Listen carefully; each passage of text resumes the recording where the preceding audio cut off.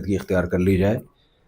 यहाँ सबसे पहले तो जो उलमा की कोई कमेटी बैठे और उसके शोहर के हालात की तहकीक करे और फिर वो निकाह ख़त्म कर दे। इस तरह भी निकाह ख़त्म हो जाएगा और बाकी डॉक्यूमेंटेशन के लिए कोर्ट का सहारा लिया जा सकता है। जी। इस दौरान जो औलाद हुई है वो जायज़ ही समझी जाएगी क्योंकि इल्म में नहीं था औरत के। क्योंकि हम यूएसए में रहते हैं जी, और हमें पता है। अक्सर औकात यहाँ बाथरूम क़िबले के रूप में बने हुए होते हैं। जी, इस पर कोई रहनुमाई फरमा दें कि शरीयत में इसका क्या हुक्म है? पहली बात तो ये, बाथरूम में जाके देखा ना करें किस रुख पे बना हुआ है। बैठ जाया करें, काम निपटा के आया करें। जाके तहकीक करना है किधर को है क्या कम लेके ना वो लोग चेक कर रहे होते हैं। अगर पहले से यकीन है कि, तो ये हदीस में इसका जवाब मौजूद है। हज़रत अबू अय्यूब अंसारी रज़ी अल्लाह ताला अन्हु, तिरमिज़ी की हदीस है। वो कहते हैं हम जब शाम की तरफ गए तो वहाँ बैतुल खलाओं का रुख जो था वो क़िबले की तरफ था, तो हम थोड़ा सा इन्हिराफ करके, मामूली सा इन्हिराफ करके बैठते थे। तो उसमें थोड़ा सा भी, हल्का सा भी मूव हो जाए ताकि 100% क़िबले की तरफ रुख ना हो, बस इतना भी काफ़ी है। और ये भी अगर मुमकिन नहीं है तो फिर मुआफ़ है, मजबूरी है। जी। मुफ्ती साहब, ये सवाल आया है कि मेरा भाई जो है अपनी वालदा की खिदमत करना चाहता है और इसलिए कहता है कि मैं शादी नहीं करना चाहता क्योंकि अगर मैं शादी करूंगा तो वालदा की खिदमत में कोताही होगी। तो बताइए क्या इसका ये अमल शरीयत के एतबार से ठीक है? नेक आदमी है, लेकिन मैं किसी से बदगुमानी नहीं कर रहा, कहीं और खिदमतें ना हो रही हूँ। खैर वो अच्छे आदमी होंगे इंशाल्लाह। लेकिन वालदा की खिदमत के लिए भी तो शादी की जा सकती है। हजरत जाबिर बिन अब्दुल्ला रजी अल्लाह ताला अन्हु ने जब निकाह किया किसी तलाक याफ्ता खातून से, तो नबी ने फरमाया कि तुमने किसी कंवारी से निकाह क्यों नहीं किया? उन्होंने कहा या रसूलल्लाह मेरी छोटी छोटी बहनें हैं, तो उनकी केयर के लिए मैंने शादी की है, तो मैं किसी मिच्योर खातून से शादी करना चाहता था ताकि मेरी बहनों को संभाल ले। तो बाज़ दफ़ा निकाह का मकसद ही यही होता है कि मेरी वालदा को संभाल ले। पहले से बता दें भाई मैं निकाह इसलिए कर रहा हूँ कि तुमने मेरी वालदा की खिदमत करनी है, खुद भी करें खिदमत।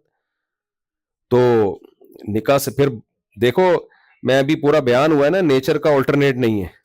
बुढ़ापे में ना आपको पोते नवासे ऐसे ही चाहिए जैसे जवानी में आपको रोटी चाहिए, भूख के वक्त आपको रोटी चाहिए। तो आपकी निकाह होगा आपकी वालदा की गोद में जब पोते आएंगे, जो डिप्रेशन उनकी दूर होगी ना, इससे जो वो दादियां नानियां बच्चों के साथ दिल बहलाती हैं, वो हजारों बीमारियों का इलाज है उनकी दिमागी। तो ये भी माँ की खिदमत ही है एक तरह से। ये बंद कर दें, अगर ये आवाज आ रही है बाहर से। जी जी, ये अगला सवाल हमारी एक बहन की तरफ से है। जी ये कह रही हैं कि मुफ्ती साहब, अगर शौहर घर का खर्चा भी पूरा ना उठाता हो जी और बदतमीजी भी बहुत करता हो माशाअल्लाह, और पहले से ताल्लुकात भी उसने बनाए हुए हों, सुभान अल्लाह। तो मैं मजबूरन उसके साथ रह रही हूँ, एक चीज रह गई थी, वो भी खत्म हो गई। जी जी तो अब क्या मुझे उसकी बात मानना चाहिए, जरूरी है? देखें, जो शौहर की बात मानना चाहिए जब वो बेसिक हुकूक अदा कर रहा हो ना, उसकी भी बेसिक जिम्मेदारी है। वलहुन्ना मिस्लुल्लज़ी अलैहिन्ना बिल मारूफ, कुरान कहता है औरत के पर जो शौहर के हुकूक है उनकी भी वही ताकीद है। और जैसे औरत पर जो शौहर की जिम्मेदारी है, तो ताकीद के लिहाज से दोनों सेम है, अहमियत और वैल्यू के लिहाज से दोनों सेम है। तो बेसिक नान नफ़क़ा, जो बेसिक नान नफ़क़ा है, बेसिक इसलिए कहता हूँ कि वो भी कोई एंड नहीं है उसकी, फिर इंतहा नहीं है। जो बुनियादी ज़रूरतें होती हैं वो बहरहाल शौहर के ज़िम्मे है। अगर वो भी नहीं कर रहा तो फिर औरत के ज़िम्मे उसकी इताअत लाजिम नहीं है। और इधर उधर ताल्लुकात रखना तो बहुत, औरत सब कुछ बर्दाश्त कर लेती है, ये चीज़ नहीं बर्दाश्त होती कि इधर उधर इंसान के ताल्लुकात हों और मर्द के किसी और औरत से ताल्लुकात हों। जी ये सवाल है मुफ्ती साहब के, यहाँ के जो अहले किताब हैं यहूद नसारा, जी, क्या उनकी औरतों से निकाह करना जायज़ है? अगर वो वाकई यहूदी हैं, वाकई ईसाई हैं, ईसाई का मतलब ये है कि हज़रत ईसा अलैहिस्सलातु वस्सलाम को अल्लाह का पैगंबर मानते हैं, क्योंकि बहुत से यहूदी और ईसाई ऐसे हैं जो एथियस्ट हो चुके हैं, वो खुदा के मुनकिर हैं या खुदा को मानते हैं लेकिन हज़रत मसीह अलैहिस्सलाम को मैसेंजर ऑफ गॉड नहीं मानते। तो इस तरह का ईसाई होगा तो फिर वो ईसाई क्रिश्चियन नहीं है। फिर वो, तो अगर वाकई क्रिश्चियन है, बाइबल को मानता हो और हज़रत मसीह अलैहिस्सलाम को अल्लाह का पैगंबर मानते हो, تو پھر ان کی عورت سے نکاح جائز ہے. یہودیوں کا بھی ایسے ہی, اگر موسیٰ علیہ السلام کو اللہ کا پیغمبر مانتے ہیں, تورات کو اللہ کی کتاب مانتے ہیں, تو ان کی عورت سے نکاح جائز ہے. جائز ہے, کرنا چاہیے کہ نہیں کرنا چاہیے یہ ایک لمبی ڈیبیٹ ہے, اس میں بعض دفعہ مسائل بھی ہوتے ہیں. ہر جائز کام کرنے کا نہیں ہوتا. بعض دفعہ ایسے واقعات آئے ہیں کہ نکاح کیا, پھر بچے وہ آپ چرچ جا رہے ہیں تو میاں بیوی میں جھگڑا ہو رہا ہے, شوہر کہہ رہے ہیں میں اس کو مسجد لے کے جاؤں گا. تو اس لیے جائز ہے شریعت میں, کرنا ہے یا نہیں کرنا. دیکھو آپ کے لیے کوئی رشتہ ہے, آپ چارٹرڈ اکاؤنٹنٹ ہیں, بڑی اچھی جاب ہے آپ کی, آپ کے لیے کوئی رشتہ آ گیا, بیچارہ کوئی بنگی کا رشتہ آ گیا, ایک مثال دے رہا ہوں میں, تو جائز تو ہے, لیکن آپ کے ماں باپ کرنے دیں گے؟ نہیں کرنے دیں گے, بولیں گے بیٹا ہمارے سوسائٹی میں ایڈجسٹ نہیں ہو پائے گی یہ. تو جائز کام بہت سارے ہوتے ہیں, لیکن شریعت میں ان کی ترغیب نہیں ہوتی. ہاں ترغیب جب ہے جب اس میں کوئی فائدہ ہو. مثال کے طور پر کسی کو زنا کا خطرہ ہے, تو گرل فرینڈ بنانے سے بہتر ہے بھائی کسی کرسچن لڑکی سے, یہودی سے شادی کر لے وہ. اسی طرح بعض دفعہ اس کے ایمان لانے کی امید ہوتی ہے کہ قربت ہوگی تو وہ بہت ساری باتیں اسلام کی امید ہوتی ہے کہ وہ مان لے گی. تو اب فیصلہ خود کرنا ہے کہ کرنا ہے یا نہیں کرنا. میں نے تو ایک شرعی مسئلہ بیان کر دیا. جی یہ سوال ہے کہ یہ پوچھ رہی ہیں کہ اگر نظر لگتی ہے تو کیسے پتہ چلتا ہے کہ یہ نظر لگ گئی, اور اس کا کیا علاج؟ دیکھیں یقینی طور پہ نہیں پتہ چل سکتا کہ نظر لگی ہے, لیکن بعض دفعہ ایسا ہوتا ہے کہ کوئی سبب نہیں ہوتا. نظر جب لگتی ہے نا تو کوئی سبب نہیں ہوتا نقصان کا, کوئی وجہ نہیں ہوتی. صحابہ کے دور میں ایسا ہوا, ایک صحابی نہا رہے ہیں, ان کی جسم خوبصورت تھا, کسی صحابی نے دیکھا تو فوراً زمین پہ گر گئے وہ. تو ہم دیکھتے ہیں بعض دفعہ قربانی کے بچڑے وچڑے لے کر آتے ہیں نا, بہت ہی خوبصورت ہوتے ہیں, 1 سال سے پل رہے ہوتے ہیں, کچھ نہیں ہوتا, کوئی آتا ہے پتہ نہیں کس نظر سے دیکھتا ہے. تو بخاری کی حدیث ہے العین حق, نظر برحق ہے. لیکن اتنی زیادہ آج کل لوگ نظر کی بات کر رہے ہیں, بعض دفعہ کوئی وجہ ہوتی ہے تو ہر چیز نظر پہ ڈال دی جاتی ہے.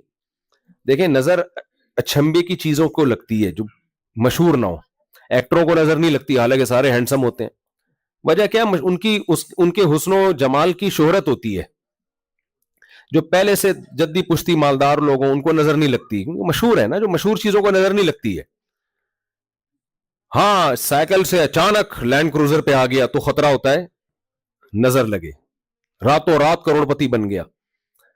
تو یا اچانک بہت خوبصورت ہو گیا, جو ہو نہیں سکتا لیکن ہو جاتا ہے بعض دفعہ, ایک دم ہینڈسم اسمارٹ ہو گیا, 200 کلو کا تھا, ایکسرسائز کی اور یہ ٹھیک ٹھیک, آپریشن بھی آج کل لوگ کروا رہے ہیں, ایک دم فٹ فاٹ لوگ, ارے تو اس میں خطرہ ہوتا ہے نظر لگنے کا, حدیث سے ثابت ہے. تو اس میں اہتمام نظر سے بچنے کا یہ ہے, پہلی بات یہ ہے کہ اگر آپ کے پاس اتنی دولت اچانک آ گئی ہے, دنیا کو کیوں نہ بتائی جائے, ایک دم لوگوں کے سامنے شیئر نہ کی جائے. دیکھو کسی نے بڑی زبردست بات کہی ہے, مشہور تو یہ ہے کہ آپ کو کہ خوشیوں میں لوگ شریک ہوتے ہیں, آپ کے غم میں شریک نہیں ہوتے, مشہور تو یہی ہے. لیکن صحیح بات یہ ہے کہ لوگ غم میں شریک ہوتے ہیں, خوشیوں میں نہیں ہوتے. کیا مطلب؟ غم میں کسی کو روتا دیکھ کے رونا آ جاتا ہے, خوش دیکھ کے خوش ہو دل سے یہ بہت مشکل ہے.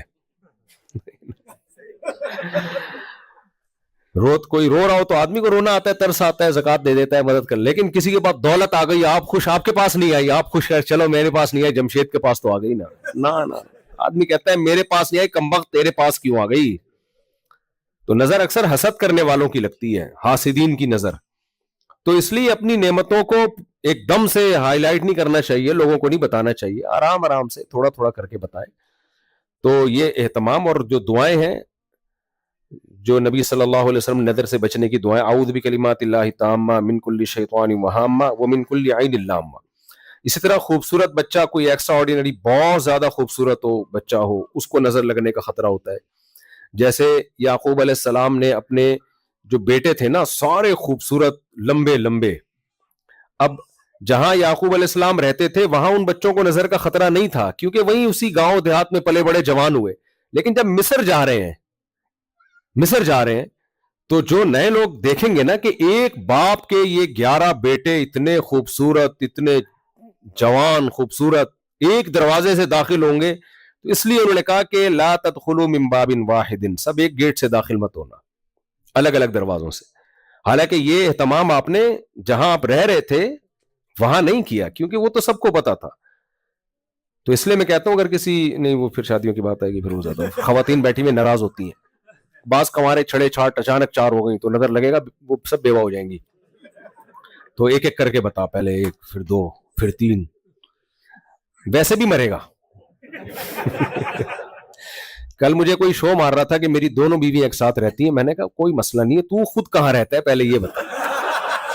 یہ جب بھی, ساری حضرت بہت معذرت, جب بھی کوئی شو مار رہا ہو نا کہ میری 4 اور میری 2 ایک ساتھ, تو فون پوچھا کریں تو خود کہاں رہتا ہے. خود گھر سے باہر رہے گا پھر وہ دونوں رہیں گی, خود گھر میں رہے گا پھر وہ رہ کے دکھائیں. تو نظر سے بچنے کا یہ اہتمام کرنا چاہیے. تو بہت خوبصورت بچہ ہو, اب ہار بچے بھی آڑے ترچا نیلا پیلا, اس کو بھی نظر کے اتنے زیادہ وہم ہوتا ہے, بھائی نہیں اس کو نہیں لگ رہی. بے فکر رہے, اس کو نہیں لگ رہی. ماں باپ کے لیے تو اپنا ہر بچہ پیارا ہوتا ہے نا, باقی سب کو نہیں اچھا لگ رہا ہوتا وہ. جی یہ فرما رہے ہیں کہ میں سید ہوں اور میرے 5 یا اس سے زیادہ بچے ہیں, تعداد نہیں بتائی انہوں نے, اور کہہ رہے ہیں کہ میں زکوٰۃ نہیں دے سکتا, اور تعلیم اگر مساجد اور پرائیویٹ اسکول میں دینی تعلیم بھی, وہاں بھی فیسیں ہوتی ہیں, حفظ کراؤ اس میں بھی فیس ہوتی ہے, عالم بناؤ اس میں بھی, تو اتنی تو فیس ہم افورڈ نہیں کر سکتے, زکوٰۃ ہم دے نہیں سکتے.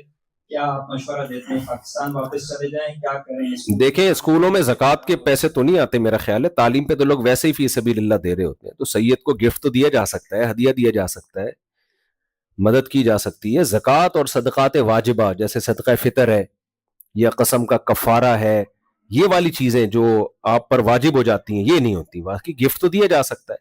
اسکولوں میں میرا خیال ہے زکوٰۃ تو شاید نہیں لیتے, اگر لیتے ہوں تو پھر وہ سید پہ خرچ نہیں کی جا سکتی. جی یہ پوچھ رہی ہیں ایک بہن کہ میں اپنی بیٹی کے گھر زیادہ سے زیادہ کتنی دیر رہ سکتی ہوں اپنے داماد کے گھر؟ لڑائی ہونے سے پہلے آ جائیں. وجہ اس کی ہے کہ بہت معذرت کے ساتھ جب مائیں بیٹیوں کے ساتھ رہتی ہیں نا تو شوہر, میرے پاس اتنے کیسز ہیں نا, میں اتوار کو ٹھیا لگاتا ہوں اپنا, سب لوگ آتے ہیں ملتے ہیں, حالات والات اپنے غم دکھ درد شیئر کر رہے ہوتے ہیں. اکثر لوگ کہتے ہیں یار ہماری بیگم جب اپنی ماں سے مل کے آتی ہے نا جھگڑا ہمارا ہوتا ہے. پتہ نہیں اماں کیا اس کو سکھا کے بیچتی ہیں. یہ جو خاتون نے پوچھا ان کے علاوہ کی بات کر رہا ہوں میں, ان کے علاوہ کی بات. تو آپ اپنی بیٹی کے پاس بیٹھیں, جتنی دیر بیٹھیں جب تک آپ کے داماد کو غصہ نہ آنے لگے. اگر وہ لگ رہا ہے کہ یار میرے گھر میں مداخلت بہت زیادہ ہو رہی ہے تو پھر چلی جائیں.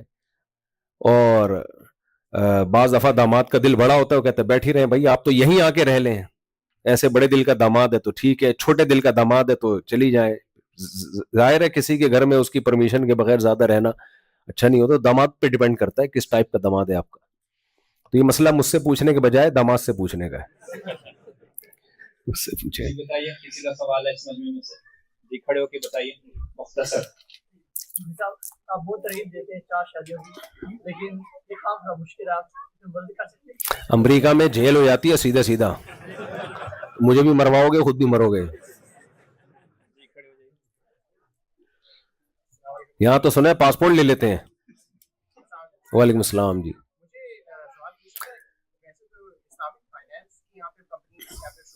جی جی جی جی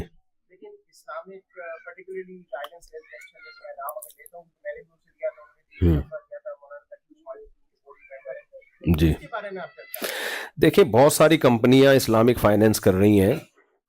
میں جنرلی ایک اصول بتاتا ہوں, جو اس معیار پہ پوری اترتی ہیں ان کا کام جائز ہے, جو نہیں اترتی اس کا کام جائز نہیں. بعض دفعہ ہوتا ہی ہے کسی کمپنی کو ہم پڑھ لیں, اس کے بارے میں نام لے کے فتویٰ دینے, اس کا کام جائز ہے, فتوے کے بعد وہ چینج ہو جاتے ہیں. فتویٰ تو پرانا چلا رہے ہوتے ہیں, سسٹم چینج کر لیتے ہیں. اب پاکستان میں اسلامک بینکنگ جتنی بھی ہے ان کی تو نگرانی اسٹیٹ بینک خود کر رہا ہے, ان کے لیے چینج ہونا ممکن نہیں ہے. وہاں قانون الحمدللہ بہت مضبوط بن رہے ہیں, اور یہ آہستہ آہستہ جتنے بھی سودی بینک ہیں وہ بھی اب اسلامک بینکنگ کی طرف آ رہے ہیں. سپریم کورٹ نے وہ قانون پاس کیا ہے نا. تو پاکستان تو اللہ سے ہمیں امید ہے کہ ایک اچھا کام ہو جائے گا, اس سودی بینکنگ سے کافی حد تک نکل جائے گا انشاءاللہ. لیکن یہاں ملکوں میں, کینیڈا میں, امریکہ میں جو اسلامک فائنینس کر رہے ہیں تو مجھے نہیں پتا کہ وہ صحیح کر رہے ہیں نہیں کر رہے. بعض دفعہ مفتی تقی عثمانی صاحب کا نام لے رہے ہوتے ہیں کہ وہ بورڈ ہیں ممبر کے, لیکن نہیں ہوتے, وہ فیک نیوز ہوتی ہیں. تو ایک طریقہ سمجھ لیں نا کہ کس طریقے سے جائز ہے کس طریقے سے ناجائز ہے. دیکھیں اسلامک بینک کیا کرتا ہے سود میں, اور اسلامی جو طریقہ کار ہے نا اس میں فرق یہ ہے کہ میں آپ کے پاس آتا ہوں, آپ ایک بینک ہیں یا کمپنی ہے یا کچھ بھی ہیں, میں آ کے آپ سے کہتا ہوں کہ یار مجھے گھر خریدنا ہے, مجھے 1 کروڑ روپے آپ قرضہ دے دیں گھر خریدنے کے لیے. آپ کہتے ہیں میں فری میں نہیں دیتا, 1 کروڑ کا گھر خریدو اور 1.5 کروڑ مجھے قسطیں باندھ دو. تو یہ خالص سود ہے. جائز طریقہ اس کا یہ ہے کہ میں آپ کے پاس آتا ہوں, 1 کروڑ کا مجھے گھر چاہیے, آپ کہتے ہیں میں آپ کو قرضہ نہیں دوں گا کیونکہ قرضے پہ ہی سود ہوتا ہے. میں آپ کو 1 کروڑ کا گھر خریدوں گا, اپنے قبضے میں لوں گا, اور پھر میں آپ کو 1.5 کروڑ کا بیچ دوں گا. یہ بالکل جائز ہے, حلال ہے. قسطوں پہ چیز ہمیشہ مہنگی ہی ہوتی ہے. بعض لوگوں نے کہا قسطوں کا کاروبار بھی اسلام میں جائز نہیں. یہ بالکل شریعت کی, وہ لوگ جو الف بے نہیں جانتے شاید انہوں نے یہ بات کی ہوگی, کیونکہ جب اسلام میں سود کو حرام قرار دیا گیا ہے تو مشرکین مکہ نے کہا کہ قسطوں کا کاروبار بھی تو یہی ہوتا ہے, کیش پہ چیز ہمیشہ سستی ہوتی ہے, قسطوں پہ ہمیشہ مہنگی ہوتی ہے. لیکن اسی مجلس میں طے ہو جائے, دیکھیں میں گھڑی بیچتا ہوں کہ بھئی یہ میں نے آپ کو 10,000 کی دی کیش پہ, قسطوں پہ لینی ہے تو آپ نے 12,000 کی ہے, لیکن اسی مجلس میں طے ہو جائے کہ آپ نے 12 والی پیمنٹ پہ لینی ہے یا 10 والی. یہ نہیں ہو کہ میں گھر جا رہا ہوں غور کر کے آؤں گا, اگر کل پیسے لے آئے تو 10 دے دوں گا, کل نہیں لایا تو 12 دوں گا. یہ جائز نہیں ہے. اسی مجلس میں طے ہو جائے کہ 10 والی قیمت پہ لینا ہے یا 12 والی. اب جب طے ہو گیا تو پھر 12 10 نہیں ہوں گے, 10 12 نہیں ہوں گے. تو یہ جائز ہے. تو مشرکین نے یہی اعتراض کیا تھا کہ یہ ہم جب کیش پیمنٹ پہ لیتے ہیں چیز سستی ہوتی ہے, قسطوں پہ مہنگی ہوتی ہے, تو سود میں بھی تو یہی ہے, تو دونوں میں کیا فرق ہے؟ تو اللہ نے فرق کیا بیان کیا, فرمایا احل اللہ البیع وحرم الربا. فرق یہ ہے کہ اس کو اللہ نے حلال کیا, اس کو حرام کیا اللہ نے. تو اب لوگ کہتے ہیں کان ادھر سے پکڑو ادھر سے پکڑو, اسلامک بینکنگ میں بھی تو یہ ہو رہا ہے. نہیں بھائی, کان ادھر سے پکڑو ادھر سے پکڑو والی بات نہیں ہے. ایک ہے پیسہ کمانے کا جائز طریقہ اور ایک ہے پیسہ کمانے کا ناجائز طریقہ. میں ایک آسان مثال دیتا ہوں. دیکھو آپ میرے پاس آئے کہ بھئی 1 لاکھ روپے چاہیے, بول تو آئیں گے نہیں, مجھے امید ہے انشاءاللہ. میرے پاس کیوں آئیں گے آپ کو ڈر ہوگا مولوی صاحب کہیں گے 2 لاکھ روپے چندہ چاہیے مجھے. تو آپ آئے میرے پاس 1 لاکھ روپے مجھے چاہیے, اور میں کہہ رہا ہوں یار میں تو 1 لاکھ فری میں دوں گا, تو 1 مہینے بعد مجھے 2,000 پروفٹ چاہیے. یہ خالص سود ہے. جائز طریقہ کیا ہے؟ میں 1 لاکھ کی چیز خریدوں اور آپ کو 1 مہینے کی انسٹالمنٹ پہ 1,02,000 کی بیچ دوں. رزلٹ سیم آیا کہ نہیں آیا؟ بولے نا, سیم رزلٹ. اب آپ اس چیز کو کیش کرا لو. یہی چیز مشرکین کنفیوز ہوتے تھے کہ یہ تو وہی ہے, کوئی فرق تھوڑی ہے. اللہ نے کہا فرق ہے, یہ حلال ہے وہ کیا ہے؟ حرام ہے. حالانکہ بہت بڑا فرق ہے, یہ جب بڑے پیمانے پر ہوتا ہے تو پوری معیشت ہل جاتی ہے اس سے, لیکن اس فرق میں جانے کا شریعت نے ہمیں مکلف نہیں بنایا, کیونکہ قانون جب بنایا جاتا ہے ایک ایک کو بٹھا کے سمجھایا نہیں جاتا کہ اس میں کیا کیا حکمتیں. امریکہ قانون بنا رہے, ایک ایک بندے کو سمجھا رہے ہم نے یہ لا اس لیے بنایا ہو, تو وہی قانون کو گیا, وہ کہتے ہیں یہ لا ہے فالو کرنا پڑے گا, آپ کو سمجھ میں آئے یا آپ کو نہ آئے. تو سود کو اللہ نے حرام قرار دے دیا, قسطوں پہ کاروبار کو اللہ نے حلال قرار دے دیا. تو یہ اس لیے کیا کہ اسلام قیامت تک کے لیے آیا, کوئی سود کا آلٹرنیٹ تو ہونا چاہیے تھا نا. ایک آدمی 1 لاکھ روپے پہ پیسہ کمانا چاہ رہا ہے تو شریعت نے کہا ایسٹس بیچ میں لے کر آؤ, اس کو بیچو. پیسے کی سرکولیشن اس لیے ایک نیچرل رہتی ہے اس سے. اب کیا ہے کہ میں گھر لینا چاہتا ہوں تو آپ سودی بینک کے پاس جائیں گے, وہ سیدھا سیدھا آپ کو بولے گا 1 کروڑ روپے لے لو اور اتنے پیسے دے دو ہمیں. گھر کی ایسی کی تیسی, گھر چوری ہو جائے, کچھ بھی ہو جائے, زلزلے میں تباہ ہو جائے, ان کا ہیڈک نہیں ہے. گاڑی بھی ایسی دیتے ہیں, گاڑی لو لے کے چلاؤ, ٹوٹ جائے پھوٹ جائے جو مرضی ہو جائے, ہمیں تو بھائی پیسے چاہیے. یہ حرام ہے ناجائز ہے. جائز طریقہ کیا ہے؟ آپ آئے کہ بھائی ہمیں 1 لاکھ روپے چاہیے, میں کہتا ہوں کرنا کیا ہے آپ نے کہا میں نے گاڑی خریدنی ہے. میں کہتا ہوں میں گاڑی خریدتا ہوں 1 لاکھ کی, اپنے قبضے میں لی میں نے, اور آپ کو میں نے وہ 1.5 لاکھ کی قسطوں پہ بیچ دی. لیکن پہلے اپنے قبضے میں لی تاکہ تھوڑی دیر کے لیے میرے رسک میں آئے, کیونکہ حدیث سے یہ بات ثابت ہے جس چیز کا آپ رسک نہیں اٹھاتے اس پہ پروفٹ نہیں لے سکتے. چند سیکنڈ کے لیے گاڑی میرے قبضے میں آئے گی, کیونکہ اس دوران چوری ہوگی تو میرا نقصان ہو, تو اب میں نقصان کا رسک لے رہا ہوں. اب اس میں یہ بھی کر سکتا ہوں کہ میں نے خرید کے, چونکہ آپ ہی کو بیچنی ہے, لہذا آپ پہلے میرے لیے خریدو اور میرا وکیل بن کے اس پہ قبضہ کرو, پھر دوبارہ سے آپ سے ایگریمنٹ ہوگا میں آپ کو بیچ دوں گا وہ گاڑی. یہ دونوں ایگریمنٹ ایک دوسرے سے بالکل الگ الگ ہوتے ہیں. ان میں آپ کے پاس یہ رائٹ ہوتا ہے, آپ اگلے ایگریمنٹ میں بولو میں نے نہیں خریدنی, یہ آپ کے پاس رائٹ ہوتا ہے. تو گھر میں بھی ایسے ہی ہے کہ کیا کرتا ہے بینک, گھر خریدتا ہے لیکن وہ کہتا ہے تلاش آپ کرو کیونکہ میں نے بیچنا آپ ہی کو ہے. تو آپ تلاش کرتے ہیں یہ والا گھر ہے, بینک کہتا ہے ٹھیک ہے 80% میں خریدوں گا, 20% آپ اس میں اس کے یونٹ بنا لیتے ہیں, جیسے 100 یونٹ بنا لیے تو 80% شیئر میرے ہو گئے, 20% کس کے ہو گئے؟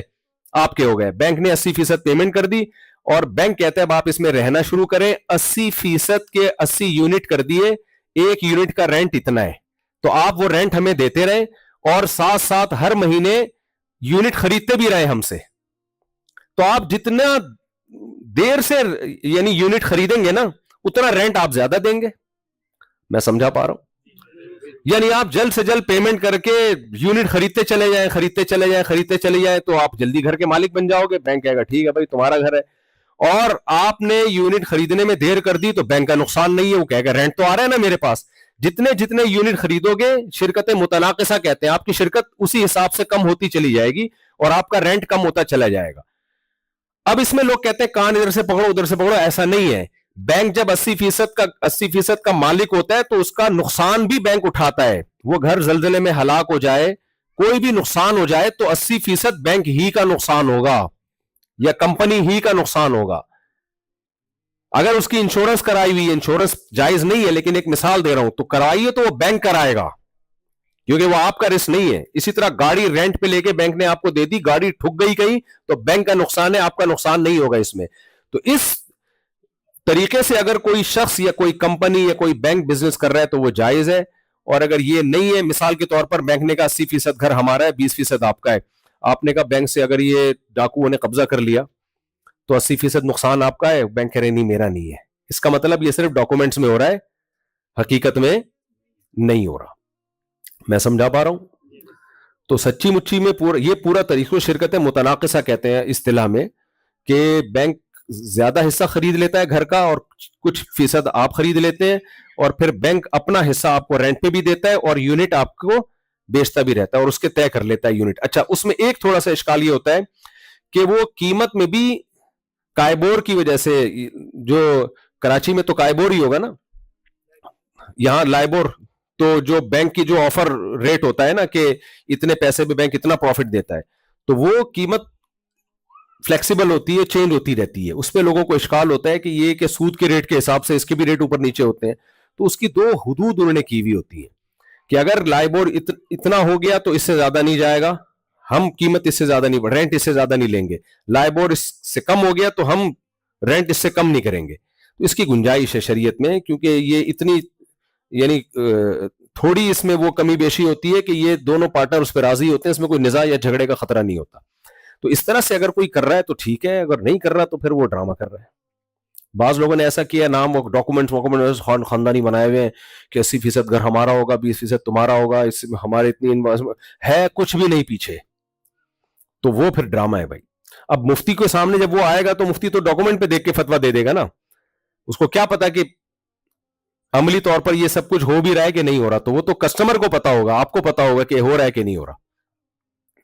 جی اچھا, دیکھو یہاں مورگیج کا اتنا مسئلہ ہے, کچھ مسلمان اٹھیں, وہ لوگوں کو, وہ جو مالدار لوگ ہیں وہ 10-20 گز خرید کے وہ دے دیں نا قسطوں پہ مہنگا کر کے, لوگوں کو بیچ دیں. کیوں نہیں کر رہے؟ بہترین بزنس ہے آپ کے لیے. جیسے جب یہاں حرام مرغی تھی, ذبیحہ نہیں تھا, تو جن لوگوں نے حلال ذبیحہ شروع کیا کروڑ پتی بن گئے کہ نہیں بن گئے؟ اور اگر مفتیوں کو ٹارچر کر کر کے حرام کا فتویٰ دلوا دیتے کہ ہم مردہ مرغی کھا لیں, کہ ہمارے پاس حلال مرغی مل نہیں رہی, ہم 6 مہینے سے دال پہ چل رہے ہیں, مفتیوں کو بھی دماغ میں دباؤ ڈال کے ان کو بھی حرام حلال کروا دیتے, تو آج ذبیحہ ملتا آپ کو؟ نہیں ملتا. تو ہمارے باپ داداؤں نے, آپ کے باپ داداؤں نے قربانی دی, انہوں نے دال روٹی پہ گزارا کیا. کچھ لوگوں کو عقل آئی, انہوں نے کہا یار جب حلال چاہیے تو ہم حلال ذبیحہ کا بزنس کرتے ہیں, کروڑ پتی بن گئے, وہ لوگوں کو حلال کھلانے کا ثواب بھی مل گیا.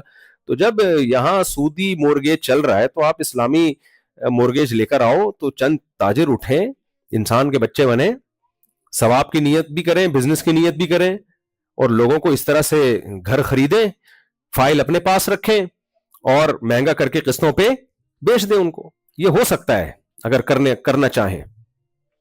جی یہ پوچھ رہے ہیں کہ بیٹا عالم بننا چاہتا ہے مگر باپ کہتا ہے کالج یونیورسٹی جاؤ, عالم بنو گے تو تم کیسے اپنا گزارا کرو گے, روڈوں پہ آ جاؤ گے تو بیٹا باپ کی بات مانے, کیا کرے؟ دیکھیں جو تعلیم ہے نا, آپ نے بزنس کرنا ہے, تعلیم حاصل کرنی ہے, ڈاکٹر بننا ہے, انجینئر بننا ہے, یہ انسان کی بنیادی رائٹس ہیں. اس میں ماں باپ کی اطاعت لازم نہیں ہے, کر لے اچھی بات ہے, مان لے, لیکن یہ کچھ بنیادی رائٹس اللہ نے انسان کو دیے ہیں, اس میں ماں باپ زبردستی نہیں کر سکتے کہ تم نے ڈاکٹر بننا ہے, نہیں تم نے انجینئر بننا ہے, تم نے یہ بننا ہے, تم نے وہ, بھائی وہ اس کا جہاں دماغ چلے گا وہ بن جائے گا, ورنہ کچھ بھی نہیں بنے گا, وہ دولہا بھی نہیں بنے گا آخر میں جا کے. پھر تو یہ بالکل ایسے ہی ہے, تم نے یہاں شادی کرنی ہے, وہ کہہ رہا ہے مجھے نہیں اچھی لگ رہی, وہ کرنی ہے, گن پوائنٹ پہ تھوڑی ہوگا یہ کام. تو کچھ بنیادی رائٹس ہوتے ہیں. تو اسی میں یہ بھی ہے کہ اگر بچے نے عالم بننا ہے, ماں باپ کہہ رہے ہیں نہیں آپ نے ڈاکٹر بننا ہے یا دنیاوی تعلیم, تو زبردستی نہیں کر سکتے اس پہ. اسی میں یہ بھی ہے کہ اس نے ڈاکٹر بننا ہے, ابا مولانا ہے, وہ کہہ رہے ہیں نہیں تو نے مولوی ہی بننا ہے, عالم ہی بننا ہے, یہ بھی غلط ہے. تو آپ زبردستی اپنے بچے کو عالم بھی نہیں بنا سکتے. تو اس میں بچے کو سمجھایا جا سکتا ہے. اگر ابا یہ سمجھتے ہیں کہ عالم بننے کے بعد یہ کھائے گا کہاں سے, اس میں توکل نہیں ہوگا, لوگوں سے روڈ پہ بھیک مانگے گا, تو پھر اس کو سمجھا دیا جائے بیٹا کھائے گا کہاں سے. میں جب مولانا بننے کے لیے مدرسے میں آیا تو میرے ابا نے مجھے یہ سمجھایا تھا. میرے دونوں بڑے بھائی کا تجربہ ہو چکا تھا, ان کو مدرسے میں داخل کیا, وہ نہیں پڑھ پائے, وہ مدرسے سے نکل گئے, تو میں نے کہا میں جاؤں گا. تو ابا نے کہا نہیں, 2 کا تجربہ ناکام ہو گیا, آپ کو نہیں جانے دوں گا. وہی بات, کماؤ گے کہاں سے, کھاؤ گے کہاں سے, یہ ایک بڑا سوال تھا. کیونکہ ہمارے دینی مدارس میں تو اللہ توکل بس, اور ہمارے شیخ مفتی رشید احمد صاحب نے تو بول دیا تھا اللہ توکل, تو بس اپنے آپ کو دین کے لیے وقف کر دو, کشتیاں جلا دو. تو حضرت نے بھی فرمایا کہ ایسا کڑاکے دار توکل ہے تو چلو بھائی, نہیں تو پھر چھوڑ دو. تو اللہ نے ہمیں ٹوٹی پھوٹی توفیق دے دی. تو ابا زندہ ہوتے تو میں بتاتا ابا, تو خیر. اچھا, مجھ سے لوگ پوچھتے تھے تمہیں تو کوئی بیٹی نہیں دے گا, یہ بہت تانا دیا گیا, تم مولوی بن جاؤ گے, مولویوں کو کوئی رشتہ نہیں دیتا. میں نے مذاق میں بول دیا تھا میں 4 کروں گا, مذاق میں بول دیا. تو اللہ نے وہ بھی کرا دی, اللہ معاف فرمائے, یعنی شرمندہ سا ہو رہا ہوں آپ کے سامنے کہتے ہوئے. تو میں نے ایسے بول دیا تھا. اچھا, ایک اور تانا مجھے بہت دیا گیا, ملا کی دوڑ مسجد سے اور گھر تک. اور میرا بھی یہی تھا. مجھے پاکستان, میرے والد صاحب نیوی میں تھے, مجھے پاکستان نیوی میں اتنا شوق تھا صرف اس بیس پہ کہ میں دنیا میں ٹریولنگ کروں, کیونکہ میرے والد صاحب چائنا, آسٹریلیا کے علاوہ دنیا کے ہر کنٹری میں گئے تھے, نیوی میں تھے, میکینیکل کی فیلڈ سے ان کا تعلق تھا, پوری دنیا میں ٹریولنگ کی تھی انہوں نے کہا جب ہمارا جہاز پہلی دفعہ امریکہ آیا تو اس وقت نماز اور اسلام اتنا غیر معروف تھا. ہم نے جب بحری جہاز میں نماز پڑھی, والد صاحب امامت بھی کراتے تھے جہاز پہ, حافظ تھے, کہہ رہے جب ہم نے نماز پڑھی ہے تو امریکہ کے ٹیلی ویژن پہ ہماری ویڈیوز چلی ہیں کہ کوئی دنیا سے کچھ لوگ آئے ہیں اس طرح سے نماز پڑھ رہے ہیں, یعنی یہ ویڈیوز چلی ہیں کہ یہ عجیب کہ کیا کر رہے ہیں. یعنی اب تو بہت الحمدللہ اسلام مشہور ہو گیا. تو مجھے یہ شوق تھا کہ میں بھی دنیا میں ٹریولنگ کروں. تو جب میں مولوی بننے کے لیے مدرسے میں آیا تو میں نے کہا ٹریولنگ کا شوق تو گیا تیل لینے کے لیے, اور شادی وادی بھی ایک بھی ہو گئی تو بڑی بات ہے. تو بس یہ دل میں غم تھا, لیکن حضرت ہمارے مفتی رشید احمد صاحب نے تسلیاں دی, کوئی بات نہیں, دنیا مسافر خانہ ہے. تو اب ٹریولنگ اتنی ٹریولنگ ہے کہ شاید نیوی میں جاتا تو اتنی نہ ہوتی ٹریولنگ. ایسے ایسے ملکوں میں گیا ہوں, لوگوں کو بتا رہا ہوتا ہوں. امریکہ کی ایمبیسی میں جب مجھے انٹرویو کے لیے بلایا نا, انہوں نے کہا آپ کس کنٹری میں آپ نے سفر کیا ہے, تو میرے بے ربط سے کنٹری آ رہے تھے, یعنی بے ربط کنٹری. مثال کے طور پر میں کہہ رہا ہوں میں سوئٹزرلینڈ گیا ہوں, اور میں پاناما بھی گیا ہوں. سوری, انہوں نے کہا کہاں گئے, میں نے کہا سوئٹزرلینڈ اور ملاوی. اب سوئٹزرلینڈ اور ملاوی کا کوئی تک بنتا ہے آپس کا؟ تو ایسے ملک جن کا آپس میں کوئی ربط ہی نہیں ہے, تو ایسے کنٹری میں چلا گیا. تو اس لیے میں جو ابا کہہ رہے ہیں نا اپنے بیٹے کو کہ بیٹا تو کمائے گا کہاں سے, اگر بیٹے میں توکل ہے, کیونکہ توکل اگر نہیں ہوتا پھر یہ بہت بڑی مصیبت بنتا ہے. پھر وہ لوگوں کے سامنے ہاتھ پھیلائے گا, پھر جس شیٹ صاحب کو دیکھے گا جیب میں ہاتھ ڈال رہے ہیں سمجھے گا شاید چندہ دینے کے لیے یا ہدیہ دینے کے لیے. کیونکہ غربت میں اگر استغنا نہ ہو تو غربت بہت بڑا عیب ہے. انسان کی عزت نفس مجروح ہوتی ہے, وہ ہر وقت دوسروں کے ٹکڑوں پہ پلنے کی سوچتا ہے, یہاں سے گھسیٹ لوں یہاں سے گھسیٹ لوں. تو جب کوئی عالم بننے کے لیے مدرسے میں آیا ہے تو اگر کشتیاں جلا کے آیا ہے, کیسی کی تیسی, بھوکے مرے, کھانے کو ملے نہ ملے, کسی کے سامنے ہاتھ نہیں پھیلانے. ہمیں تو حضرت مل گئے مفتی رشید احمد صاحب, انہوں نے ہمیں 8 سال جو ہے نا بھر دیا ہمارے اندر کہ کسی کے سامنے اپنی حاجت ظاہر نہیں کرنی, اور سر اٹھا کے جینا ہے, ہمیشہ یہ بتانا ہے اللہ کا دیا بہت کچھ ہے. تو وہ تو ایسا انہوں نے 8 سال ٹریننگ کی ہماری, تو ہر ایک کو ایسے ٹرینر ملتے بھی نہیں ہیں. اور جو ہے میں تو اس توکل کے معیار پہ نہیں ہوں, لیکن ایک مثال ہے, ٹوٹی پھوٹی بزرگوں سے نسبت ہے, جس کے اللہ نے مجھے بچایا. میں نے زندگی میں مجھے نہیں یاد پڑتا کبھی کسی کے سامنے مجھے یہ نوبت آئی ہو کہ میں نے کہا بھائی ایسے ایسے بعض دفعہ ضرورتیں بھی آتی ہیں انسان کو. میں نے کہا نا نا نا, ہمارے حضرت سے آخرت میں ملاقات ہوئی, چماٹ لگائیں گے کہ کسی کے سامنے حاجت ظاہر کیوں کی. تو اللہ نے ویسے ہی کھلا پلا دیا. تو میں جن بچے نے بولا ہے نا میں مولانا بننا چاہتا ہوں, ان کے والد کو میں کہتا ہوں اگر اس میں توکل ہے, اعتماد ہے, اس کو پہلے ڈرا دیں, اچھی طرح ڈرا دیں, اس کو سبز باغ نہ دکھائیں. جیسے میں دوسری شادی والے کو ڈراتا ہوں. میرے پاس لوگ آتے ہیں میں دوسری شادی کرنا چاہتا ہوں. ایک دفعہ ایک انجینئر آیا کہنے لگا میں دوسری کرنا چاہتا. میں نے کہا کیوں؟ کہہ رہے میری ایک جو ہے گھر میں جھاڑو لگاتی ہے, لانڈی کا تھا وہ, تو برتن دوسری دھولے کی تعاون ہو جائے گا. میں نے کہا پاگل آدمی, جب ایک سر پہ ڈنڈے مارے گی دوسرے پکڑے گی سر کو کہ بھاگے نہیں. بے وقوف آدمی ہے تو, انجینئر بن گیا پتہ نہیں کیسے بنا ہے. وہ جو جھاڑو لگا رہی ہے نا وہ بھی لگانا چھوڑ دے گی. تو کہہ رہے آپ خود ہی تو ترغیب دیتے ہو. میں نے کہا میں یہ سب چیزیں بتا کے ترغیب دیتا ہوں کہ یہ ہوگا, ان سب کے لیے تیار رہو. تو اس لیے بچے کو عالم بننے دیں, لیکن اس کو پہلے بتا دیں کہ سوکھی روٹی پہ گزارا کرنا پڑے, بھوکا رہنا پڑے. لوگوں سے یہی کہنا ہے اللہ کا دیا بہت کچھ ہے. تو اگر یہ اسٹائل سے ہے تو ٹھیک ہے, ورنہ پھر نہیں آئے گا, پھر ٹھیک نہیں ہے. یہ سوال ہے کہ آج کل یوٹیوب پر لوگ مجبور کرتے ہیں کہ ویڈیو لائک کریں, فارورڈ کریں, اس کے لیے اللہ کا واسطہ دیتے ہیں, کہتے ہیں کہ مسلمان ہو اپنے ماں کے بیٹے ہو تو فارورڈ کرو. اس صورت کا بہترین طریقہ یہی ہے کہ آپ اپنا چینل بنا کے یہی تانے پارسل کر دیں, بولے اب تو لائک کر, اب تو لائک کر. تو مرضی آپ نے لائک کریں نہ کریں. جی جی کس کا سوال بتائیے. میں اب ذرا مختصر جواب دیتا ہوں کیونکہ میں بہت لمبے لمبے جواب دے رہا ہوں, میرا خیال ہے لوگ نمٹیں گے نہیں. آپ کا سوال پوچھ یہ بتائیے.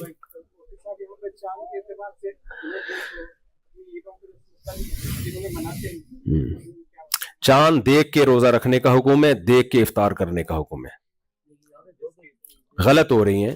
جب ایک طریقہ پہلے سے چلتا آ رہا تھا رؤیت کا, دیکھو کیلکولیشن کے ذریعے چاند کے بارے میں ایکوریٹ فیصلہ کرنا ممکن ہی نہیں ہے. لوگ ہمیں پتہ ہے کیا کہتے ہیں کہ ماہرین فلکیات سے پوچھو. اب سائنس نے اتنی ترقی کی, آپ ماہر فلکیات سے پوچھیں گے وہ کہیں گے کیلکولیشن کا طریقہ صحیح آئی نہیں.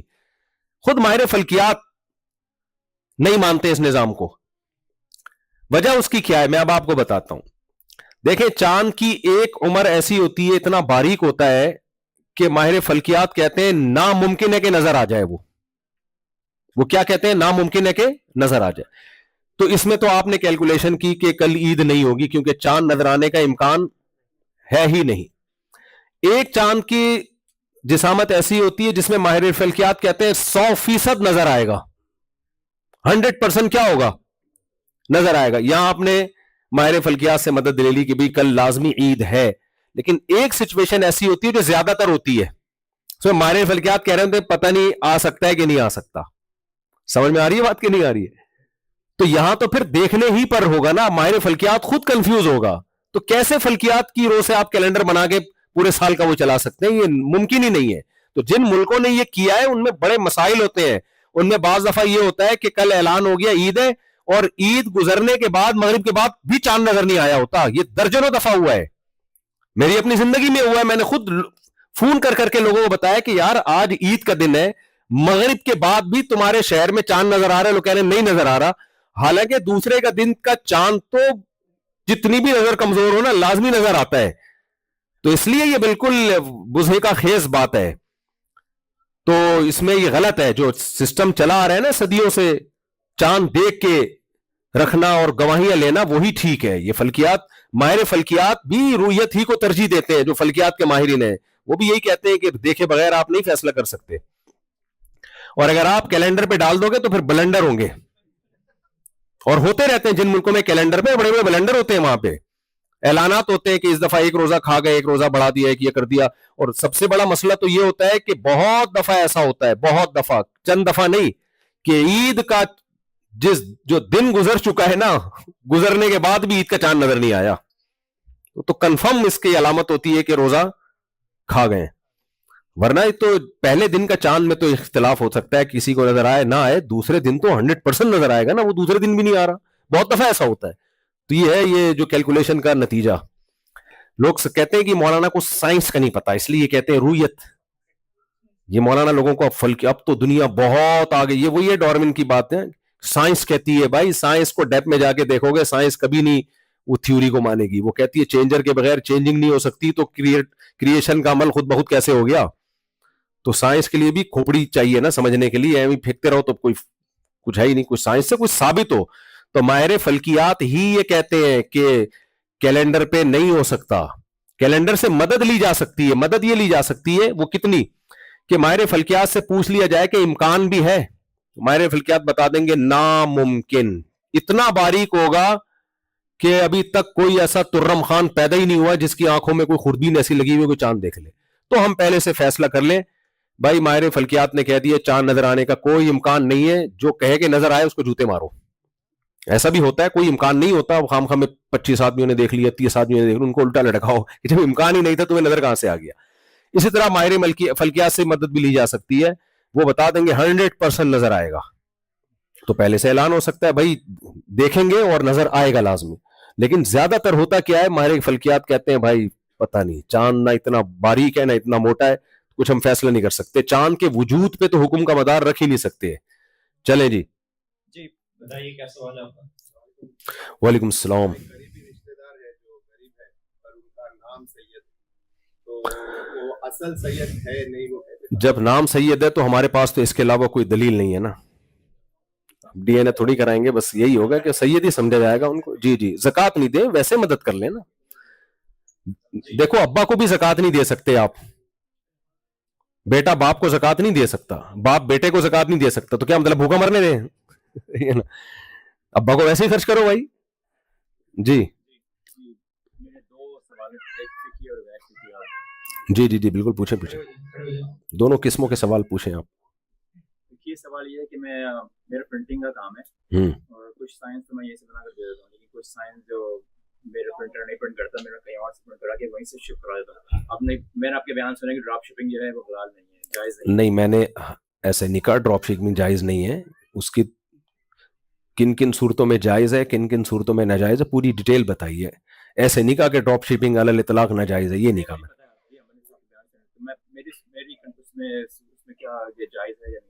دیکھیں ڈراپ شپنگ میں جائز ہے اس طریقے سے, شریعت میں کوئی چیز قبضے میں لیے بغیر بیچنا جائز نہیں ہے. تو آپ اس کو اپنے قبضے میں لیں یا اپنے وکیل کے کسی کو بھیجیں, نمائندہ بنائیں, وہ قبضے میں لے, پھر آگے نئے سرے سے بیچیں. یہ نہیں کر سکتے تو دو پارٹیوں کے درمیان کمیشن ایجنٹ بن جائیں آپ, لیکن ان کو بتائیں کہ بھائی میں تمہارا مال اس کو بکوا رہا ہوں, مجھے صرف اس کا کمیشن چاہیے مجھے, پھر یہ نہ کہ میں اپنی چیز بیچ رہا ہوں آپ کو. تو یہ احتیاط آپ کو کرنی پڑے گی اس میں. اچھا, تیسری صورت یہ کہ بیچے نہیں, بیچنے کا وعدہ کر لیں آپ, بھئی یہ بکنگ ہے اتنے کی میں آپ کو بیچوں گا, اگر وہ کہے ٹھیک ہے میں خریدوں گا تو پھر خریدیں, رائڈر کو بھیجیں, وہ آپ کا وکیل بن کے اس پہ قبضہ کرے گا, اور جا کے پھر نئے سرے سے اس کو اسے بارگیننگ کریں, ابھی آپ یہ خریدتے ہو کہ نہیں خریدتے. تو یہ دو الگ الگ خرید و فروخت کے معاملے ہونے چاہیے. جی میرا مسئلہ یہ ہے کہ جیسے مجھے سائن بنانا تھا, ایونٹس کے لیے بنانا ہوتا ہے سائنس, رائٹ, تو میں کہیں سے پرنٹ کرا کے اس کو فوراً سائن نیکسٹ ڈے سائن چاہیے, تو وہیں سے پرنٹ کرا کے وہاں سے شپ کرا جاتا ہوں. اگر میں اپنے پاس منگواؤں گا تو اس کو سائن ٹائم پہ ملیں گے نہیں, تو وہ اس کنڈیشن میں سائن کس چیز کے سائن, پرنٹنگ ہوتے ہیں, printing sign flex sign flex printing. ہاں تو یعنی آپ نے وہ بینر بیچے, کچھ میرا پرنٹر ہے, میں کچھ جو سائن میں پرنٹ کر سکتا ہوں میں پرنٹ کر کے سیل کرتا ہوں, میں اپنے ہاتھ سے. ہاں, اور کچھ ایسے ہوتے ہیں جو آپ کو مارکیٹ سے خرید کے بیچنے ہیں, لیکن وہ آپ نے دکھائے وہ, لیکن اپنے پاس سے پرنٹ کر کے بیچ دیے. میں یہ کہہ رہا ہوں کہ میرا جیسے میرا پرنٹر ایک خاص سائز پہ پرنٹ کرتا ہے, رائٹ, تو اس سے بڑا مجھے پرنٹ کروانا ہے تو میں پھر دوسرے پرنٹر سے پرنٹ کروا کے وہیں سے میں کسٹمر کو شپ کروا دیتا ہوں. اپنے پاس میں اگر میں منگواؤں گا تو وہ اس کو زیرو, اس میں پھر آپ کسٹمر کو پہلے وہ بیچ چکے ہوتے ہیں. نہیں, یہ جائز نہیں. جب آپ نے ایک چیز خریدی نہیں ہے آپ اس کو پہلے سے بیچے نہیں. آپ دیکھیں پیسوں سے کوئی فرق نہیں, پیسے ایڈوانس میں بھی لیے جا سکتے ہیں, دیے بھی جا سکتے ہیں, آپ اس سے بیچنے کا وعدہ کریں, ٹھیک ہے نا. آپ کہیں کہ میں یہ چیز تمہیں بیچوں گا, تم اتنے کی لوگ ہیں تو میں ارینج کر کے دیتا ہوں, وہ وعدہ کر لیں ہاں جی میں آپ سے یہ خریدوں گا. پھر آپ جب وہ لیں رائڈر کے ہاتھ میں آئے تو آپ پھر اس سے دوبارہ کہیں بھائی یہ آ رہی ہے چیز, آپ نے وعدہ کیا تھا, اگر آپ کو چاہیے تو آپ لو خریدو, نہیں چاہیے تو آپ واپس کر دو. ڈپازٹ بھی لیا جا سکتا ہے, لیکن وہ ڈپازٹ اگر وہ کہتے ہیں مجھے نہیں چاہیے تو پھر وہ ڈپازٹ واپس کرنا پڑے گا. ان کو ڈیفینیٹلی 100% سائنس چاہیے ہوتا ہے کیونکہ ایونٹ ہے نیکسٹ ڈے اور ان کو سائنس چاہیے. بس وہ بے شک چاہیے لیکن اس کے پاس یہ آپشن ہو کہ واپس کر دے آپ کو. وہ کہ میں نہیں خرید رہا. خریدنے کا عمل کمپلیٹ نہیں ہونا چاہیے. خریدنے کے لیے بارگیننگ ہو سکتی ہے, بکنگ ہو سکتی ہے, خریدنے بیچنے کے وعدے ہو سکتے ہیں. خریدنا کا عمل نہیں ہو سکتا جب تک آپ اس کو اپنے قبضے میں لیں گے یا رائڈر کو وکیل بنا کے اس کے قبضے میں نہیں دیں گے. ٹھیک ہے, باقیوں کو بھی پوچھنے دینا. جی غیر فقی بھی پوچھ لیں جلدی سے, چلیں پوچھ لیں جلدی اسپیڈ کے ساتھ. حضرت ہارون علیہ السلام کہاں پر تھے جب موسیٰ علیہ السلام نے ٹریول کیا تھا اور مصر سے نکلے تھے اور جب انہوں نے شادی کی تو ہارون علیہ السلام کہاں پر؟ بنی اسرائیل کے پاس تھے. وہ انہوں نے حضرت ہارون کی سفارش کری کہ ان کو میرے ساتھ نبی یعنی کہ میرے ساتھ ان کو بھی نبوت دے دیں. وہ پھر ہارون علیہ السلام بھی وادی طور میں ان کے ساتھ آئے تھے. نہیں, وہ بعد میں آ کے ملے تھے نا, تو مصر میں ہی تھے ہارون علیہ السلام. وہ ان کو لینے گئے ہارون علیہ السلام. جی جی جی دیکھیں اس کو کہتے ہیں صنعت اندماج. قرآن میں بہت سے واقعات ایسے ہیں کہ وہ ایک بات ہوئی تو دوسرا واقعہ ہو سکتا ہے 1 مہینے کے بعد ہوا ہو, لیکن قرآن کی بلاغت ہے اس کو اسی ترتیب سے بیان کر دیا قرآن نے. جیسے یحییٰ علیہ السلام کے بارے میں آتا ہے سورہ مریم میں کہ اللہ کہتے ہیں ہم نے زکریا علیہ السلام کو وحی کی کہ آپ کی اولاد ہوگی. زکریا علیہ السلام نے کہا میرے اولاد کیسے ہو سکتی ہے؟ اللہ نے فرمایا کہ اللہ نے آپ کو بغیر کچھ بھی نہیں تھے پیدا کر دیا, تو آپ کو بڑھاپے میں اولاد کیوں نہیں دے سکتا؟ یہ بات ابھی چل رہی ہے اور قرآن کہہ رہا ہے یا یحییٰ خذ الکتاب بقوہ, اے یحییٰ اللہ کی کتاب کو مضبوطی سے تھام لے. حالانکہ تھوڑی کہہ دیا, تو کئی سال لگے اس میں, حمل ٹھہرا ہے, بچہ ہوا ہے, پھر ان پہ وحی ہوئی ہے, تو وہ مرج کر دیتا ہے قرآن. جی جی جی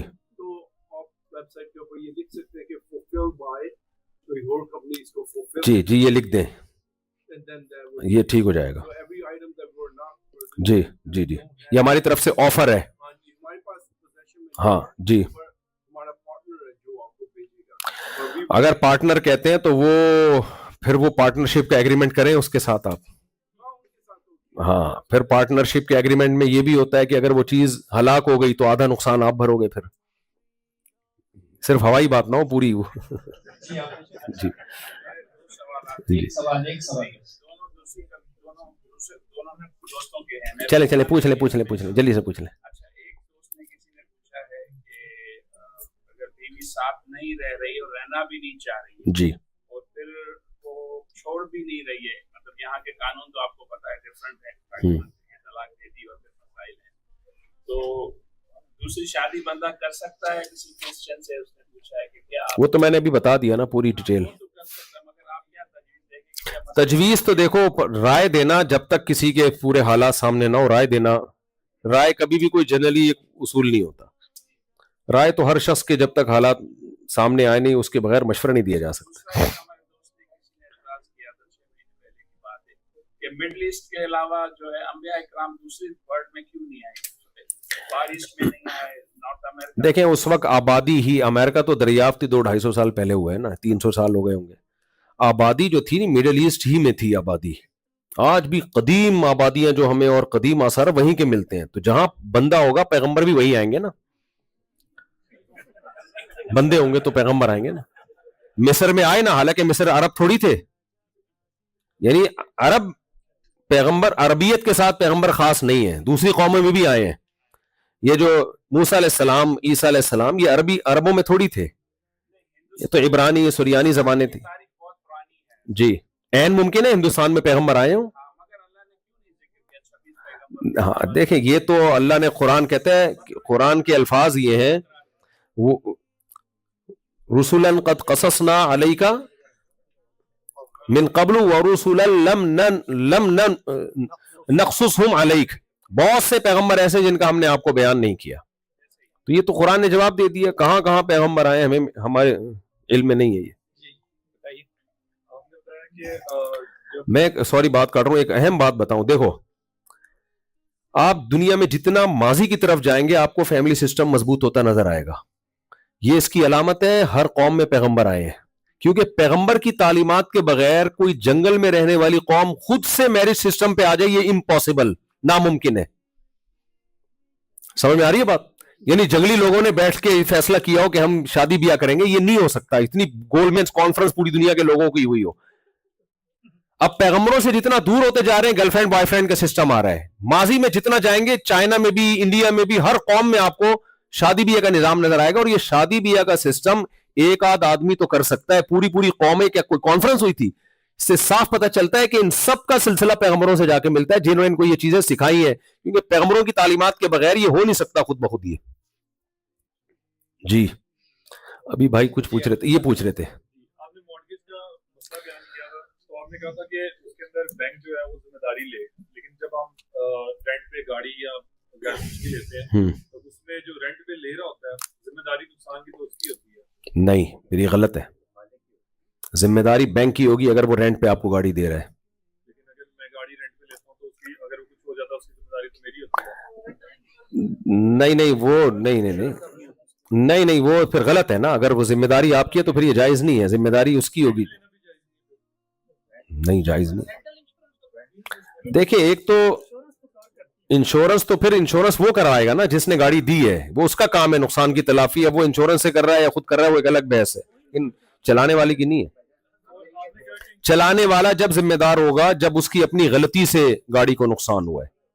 قدرتی حادثہ جو بھی ہوگا وہ ذمہ دار چلانے والا نہیں ہوگا. آپ کہہ رہے ہیں کہ اگر ہم مارگیج پہ لیتے ہیں تو اگر ہماری غلطی سے کچھ ہوا تو ہم ذمہ دار ہیں. اگر کوئی خدا نہ خواستہ کوئی زلزلے سے تباہ ہو ہاں تو پھر وہ ذمہ دار ہے. اور آپ نے بولا کہ انشورنس لینا جائز نہیں ہے, تو ہمیں تو یہاں پہ لینی پڑتی ہے. جو مجبوری کے حکام الگ ہیں, اس میں پھر بعض صورتیں میڈیکل انشورنس کے بارے میں بعض علماء کی رائے کہ جہاں علاج ناممکن ہو علاج, تو بعض علماء کی رائے ہے, لیکن میں اس پہ بھی تبصرہ کرتا نہیں ہوں. جی, ایک تو لا آف دا لینڈ کا مطلب یہ ہے کہ آپ کے لیے قانونی مجبوری ہو, پھر تو مجبوری ہے, پھر تو جائز ہے. جائز اس لیے کہ وہ تو مجبوری ہے, یعنی آپ اس کے بغیر رہ ہی نہیں سکتے, تو پھر آپ گناہگار نہیں ہوگے. اب گورنمنٹ گن پوائنٹ پہ کیا مورگیج پہ تمہارے باپ کو بھی گھر لینا ہے, تو پھر تو مجبوری ہے بھائی, وہ تو پھر. جی آپ کو کیسا ہوا؟ السلام علیکم ورحمۃ اللہ. میرا نام عبدالعظیم ہورا ہے. ماشاء اللہ, میرا بھی تعلق کراچی کا. ماشاء اللہ. میرا سوال آپ سے یہ تھا کہ کیا نام ہے, آپ نے جو بینکس کے بارے میں بتایا اور جو بتایا کہ کس طریقے سے آپ قبضہ دے کر آپ اس کو زیادہ ویلیو میں بیچ سکتے ہیں. جی اس میں جو ہے ہمارے یہاں جو ہے بہت ساری ویب سائٹس ہیں جس میں ہم ایکچولی مارکیٹ ویلیو آف جو پراپرٹی ہے وہ چوز کر لیتے ہیں. جی, تو یہ سسٹم ہمارے یہاں چل نہیں پاتا, کیونکہ کیا نام ہے, لوگ کہتے ہیں کہ مارکیٹ کی ویلیو آج جیسے کہ $100,000 ہے, تو میں کیوں $150,000 میں آپ سے قسطوں میں بیچ رہے ہیں نا ہم آپ کو, یعنی کیش پیمنٹ پہ تھوڑی. تو ہم تو بعد یہ سسٹم فیل ہو جاتا ہے. کیوں فیل ہو جاتا ہے؟ آپ بولیں بھائی میں کیش پہ نہیں دے رہا نا تمہیں سہولت بھی دے دوں, 20 سال میں پیسے دو. اور ایک اور میرا آپ سے سوال یہ تھا گلوبل مون سائٹنگ کے اوپر.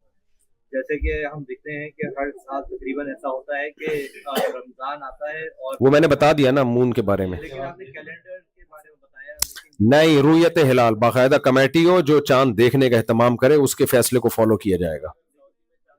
سعودی عرب سے چاند دکھتا ہی نہیں ہے, سعودی عرب سے ہی سارا مسئلہ ہے. وہاں کے علماء بھی بہت سارے اس نظام کے خلاف ہیں. سارا مسئلہ ہی سعودی عرب کا ہے نا. سعودی عرب میں ہی بہت دفعہ ایسا ہوا ہے کہ عید کے دن بھی چاند نظر نہیں آیا. ہاں تو ٹھیک ہے, پھر صحیح ہے. ہاں بالکل.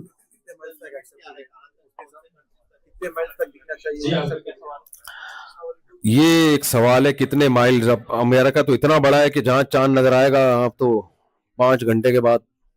لیکن ایک کنٹری ہے, تو اس میں احناف کا جو رائے ہے نا, امام ابو حنیفہ کی جو رائے ہے, اختلافی مسئلہ یہ کہ اختلاف مطالعے کا اعتبار ہے یا نہیں ہے. دیگر ائمہ کے نزدیک تو ہے, لیکن امام حنیفہ کے نزدیک ایک جگہ نظر آ گیا تو سب کا ہو جائے گا. بس اس میں ضرور ایک اسٹیٹ میں ایک جگہ بھی نظر آ گیا تو سب کے لیے حجت ہے.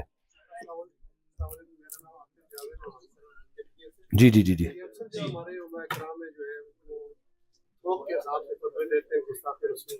اوئے ہوئے ہوئے ہوئے بھائی, یہ تو ہم نے ابھی اس پہ اتنا کچھ ریکارڈ کروایا, بہت پہلے سے میں ریکارڈ کروا رہا ہوں کہ دیکھو جب ہم کسی کو گستاخ قرار دیتے ہیں تو اس کا مطلب ہم اس کو کافر اور مرتد قرار دے رہے ہیں. کسی مسلمان کو جب ہم گستاخ کہتے ہیں, مسلمانوں کو ہی کہا جاتا ہے, آج کل غیر مسلموں کو کہا نہیں جاتا. مسلمان ہو اور مذہبی اسکالر ہونا ضروری ہے اس کے لیے. نہیں آئی سمجھ میں بات؟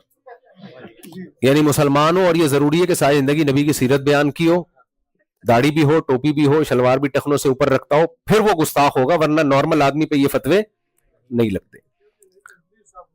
انجینئر پہ بھی گستاخ کا جو لگا ہے, جو اس پہ جو یہ کہا ہے کہ عیسائیوں کے بارے میں اس نے یہ الفاظ کہے ہیں, تو ہم نے تو اس میں بھی کہا ہے کہ یہ گستاخ کا نہیں لگتا. اس پہ الفاظ غیر محتاط تھے جس پہ معذرت کرنی چاہیے, لیکن گستاخ کا مطلب پتہ ہے کیا ہوتا ہے؟ آپ کسی کو کافر قرار دے رہے ہو, اسلام سے نکال رہے ہو. اور جب ہم مفتی بنتے ہیں نا, تو فتوے میں سب سے پہلی جو چیز سکھائی جاتی ہے, اور وہ قرآن و سنت ہی کی روشنی میں سکھائی جاتی ہے, کہ کسی کے کلام میں 100 احتمالات ہوں, 100 مطلب نکلتے ہوں, 99 مطلب کفر والے اور ایک مطلب صحیح نکالا جا سکتا ہو, تو اس ایک مطلب کو ترجیح دی جائے گی, 99 کو ریجیکٹ کیا جائے گا. کسی کو کافر قرار دینا اسلام میں اتنا آسان ہے نہیں جتنا ہم نے بنا لیا ہے. تو یہ بہت مشکل کام ہے اسلام میں کفر کا فتویٰ لگانا کسی پہ. حتی الامکان شریعت کہتی ہے اس کی تعویل کرو, اس کو کوئی مطلب نکالو, اس کا یہ مطلب ہو سکتا ہے, یہ مطلب ہو سکتا ہے. تو اس لیے یہ جو آج کل بہت زیادہ ہو گیا ہے نا گستاخی کے فتوے, ان میں زیادہ تر فتوے ٹھیک نہیں ہیں. غربت مہنگائی ہے اصل میں, کیا کریں. جی آپ کا کیا سوال ہے؟ میرا سوال یہ ہے کہ کیا فرض نمازوں میں عربی کے علاوہ فرض نمازوں میں عربی کے علاوہ نہیں کر سکتے. ہاں جو نیا نیا مسلمان ہوا ہے, اس کو عربی نہیں آتی, انگریز ہے نہیں آتی, تو وہ پھر انگلش میں پڑھ لے, لیکن جب سیکھتا رہے آہستہ آہستہ. امام حنیفہ رحمہ اللہ کی رائے شروع میں یہی تھی کہ عربی میں قرآن, یا قرآن تو عربی میں ہی ہے, لیکن نماز میں پڑھنے کے لیے اس کا ترجمہ بھی اگر کوئی کر لیتا ہے. ان کی دلیل یہ تھی کہ بہت سارے غیر مسلم مسلمان ہو رہے تھے, پورے کنٹری. تو اب ایران پورا اسلام قبول کیا, تو وہ تھوڑی ایک دم سے عربی کیسے سیکھیں گے وہ. تو اس میں ان کو اجازت دی گئی کہ آپ فارسی میں سورہ فاتحہ کا ترجمہ پڑھ لو.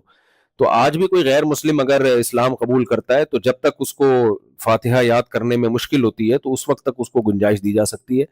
لیکن صحیح بات اور مضبوط رائے یہی ہے کہ قرآن عربی میں ہے, تو عربی میں ہی پڑھنا پڑے گا اس کو, نماز بھی عربی میں ہی ہوگی. جی ڈاکٹر صاحب آخری سوال. جی بسم اللہ الرحمن الرحیم.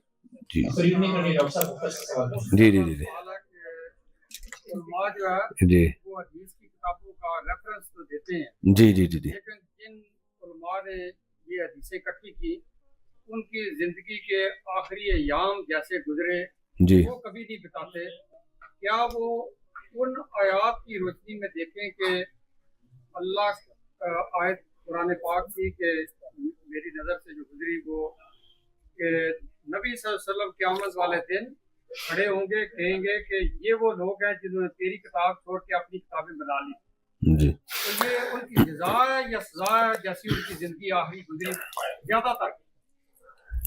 دیکھیں ایسا نہیں ہے کہ نبی یہ کہیں گے کہ میری اللہ کی کتاب چھوڑ کر دوسری کتابیں بنا لی. یہ کہیں گے کہ انہوں نے اللہ کی کتاب کو چھوڑ دیا. تو اگر کوئی حدیث کو چھوڑ دیتا ہے نا, تو بھی اللہ کی کتاب ہی کو چھوڑتا ہے وہ, کیونکہ اللہ نے ہی حدیث کو فالو کرنے کا ہمیں حکم دیا ہے. تو یہ قرآن اور حدیث الگ الگ چیزیں نہیں ہیں, حدیث قرآن ہی کی تشریح کا نام ہے. جی علماء کی آخری زندگی جو ہے اچھی گزری تھی, سب کی آخری زندگی بہت اچھی, جہاں تک میری معلومات ہے. اگر آپ کے علم میں کوئی ہو تو پھر بعد میں ملتے ہیں, بتائیے گا.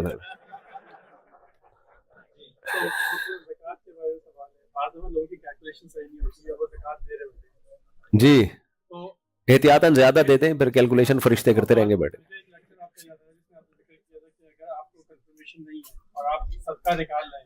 اس میں زکوٰۃ کی نیت کر کے نکال لیں. ہاں ہاں نکال سکتے ہیں.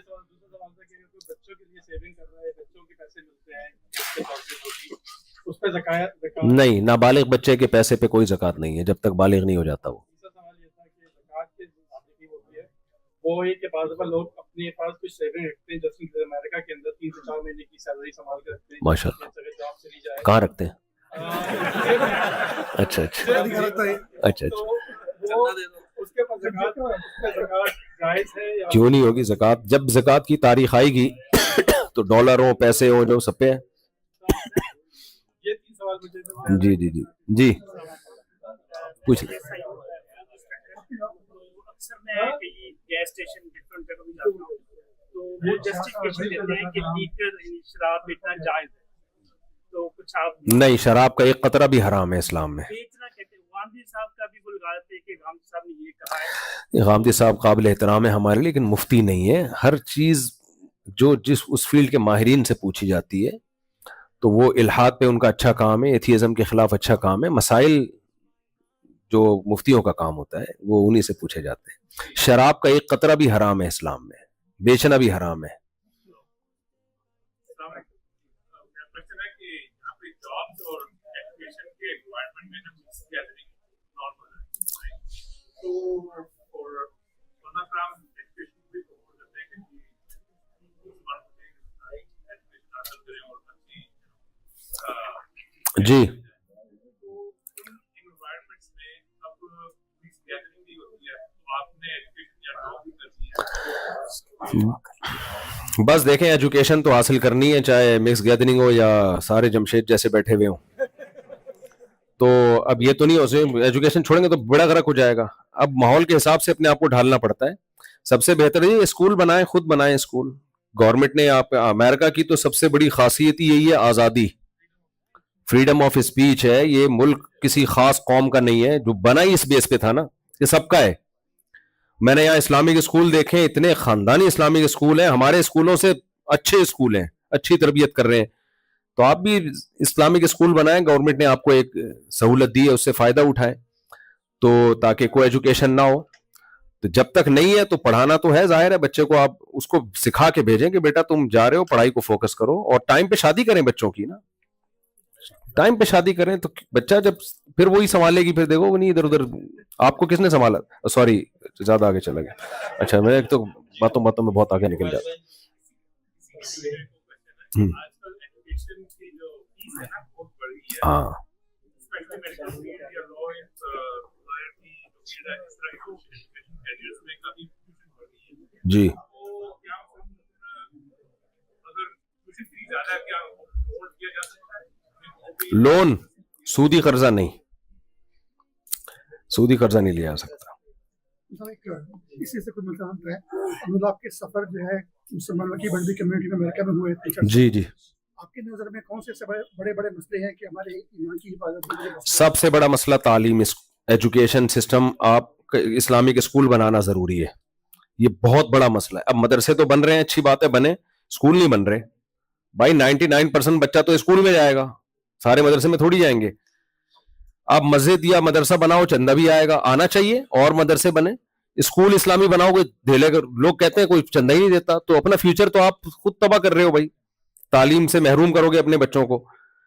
تو یہ سب سے بڑا مسئلہ ہے تعلیمی جو ہے نا. یہ آپ کو یہاں امریکہ نے آزادی دی ہے, آپ اسلامک اسکول بناؤ بھائی, اور اس میں آزادی کا ناجائز فائدہ نہیں اٹھاؤ. اسکولوں میں بچوں کو بتاؤ کہ آپ اس ملک کے ساتھ جو لا ہے اس کو فالو کریں, آپ اچھے شہری بن کے دکھائیں, تاکہ ایسی پروڈکٹ نہ آئے کہ وہ بولیں یار یہ کیا, ہم نے ان کو آزادی دی تو اس کا غلط فائدہ اٹھا رہے ہیں یہ لوگ. دیکھو ہمارے مذہب میں کرپشن کی سزا صرف جیل نہیں ہے, مذہب میں کرپشن کی سزا قیامت کے دن, جو اللہ نے کہا نا کہ تباہ ہو جائیں گے وہ لوگ جو ناپ تول میں کمی کرتے ہیں. حق دینے کا موقع آتا ہے تو کم دیتے ہیں, اور لینے کا موقع آتا ہے تو پورا حق لیتے ہیں. تو ایمانداری سے رہنا تو ہمارے مذہب کا حصہ ہے. تو بڑی قوم سمود کو اللہ نے کیوں تباہ برباد کیا ہے؟ اس لیے کہ پیسوں کے لین دین میں گڑبڑ کرتے تھے وہ لوگ. جی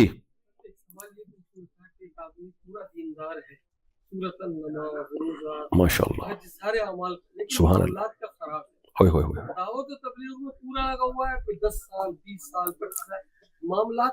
معاملات پہ محنت ہی نہیں ہوتی ہمارے یہاں. جی اسی طرح تدریس کے شعبے سے ہے, اور پوری ہر بات کو جانتا ہے, ہر چیز کا اتنا خراب نہیں ہے جتنا آپ بتا رہے ہیں مجھے.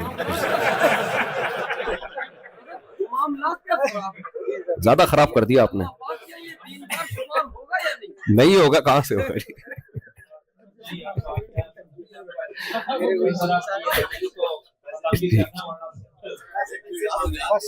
چلے یار دعا مانگتے ہیں. جی بھائی آخری سوال, بس سچی مچی کا آخری. بھائی مدرسہ دیکھو, میں نے کہا تھا آپ سے بھائی, دیکھو مدرسہ ہے جہاں میں بیان کر رہا ہوں, المدینہ انسٹیٹیوٹ آف نالج, میری لینڈ میں. یہ بہت پرانا مدرسہ ہے, میں ان کو پرسنلی جانتا ہوں. مفتی نعمان اور مفتی فرحان صاحب ہمارے پرانے دوست ہیں, اور ان کی یہ برانچ ہے بنوریا کی. تو اس مدرسے میں لڑکیاں بھی عالمہ بن رہی ہیں, لڑکے بھی عالم بن رہے ہیں. دو طرح سے اس مدرسے کے ساتھ آپ تعاون کریں. ایک تو اپنے بچوں کو بھیجیں, بنوریا جو ہے نا, بنوریا ہے نا, ہاں بنوریا کی برانچ ہے, تو اس کے سرٹیفکیٹ کی بھی ایک ویلیو ہے. اس سرٹیفکیٹ کی بیس پہ آپ کو مختلف یونیورسٹیوں میں ایڈمیشن بھی مل سکتا ہے. تو اس لیے آپ اپنے بچوں کو بھیجیں. یا دیکھو یہاں عالم یہیں کے بنیں گے نا, وہ زیادہ اچھا کام کر سکتے ہیں. آپ کے لب و لہجوں کو سمجھتے ہوں گے, آپ کی زبان کو سمجھیں گے. تو اس لیے مدرسے کے ساتھ آپ نے تعاون بھی کرنا ہے, اور اپنے بچوں کو یہاں, بچوں کو بھی بچیوں کو بھی داخل بھی کرنا ہے. ٹھیک ہے جی.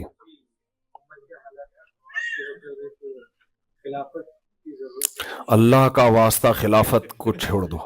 جن لوگوں نے بھی خلافت کا نعرہ لگایا ہے نا, انہوں نے اپنے ملک کی واٹ لگائی ہے, اور کچھ بھی نہیں ہوا ہے. شریعت ہمیں کہتی ہے گراؤنڈ ریئلٹی کو سامنے رکھ کے فیصلے کرو کہ کس ٹائم پہ کیا کرنا ہے. سمجھ رہے ہو کہ نہیں سمجھ رہے؟ تو یہ اس کے نام پہ نا بہت سے لوگ نوجوانوں کو غلط استعمال کر رہے ہیں, اور بند گلی میں لے جا کے بند کر دیتے ہیں. آگے پتہ ہی نہیں ہوتا خلیفہ گیا کہاں, وہ جو آیا تھا ہمیں لے کے چلا تھا.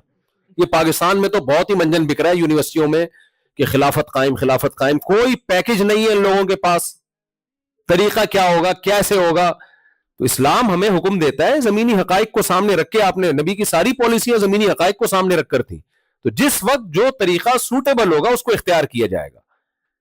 تو آپ کو مذہبی آزادی یہاں ملی ہوئی, آپ کو دین کی دعوت کی آزادی ملی ہوئی ہے. اس آزادی سے ناجائز فائدہ مت اٹھاؤ. ایسی چوڑیاں ادھیڑیں گے, سب پہ پابندیاں لگیں گی, اور جو تھوڑا بہت رہ گیا نا اسلام, وہ بھی زمین میں دھس جائے گا.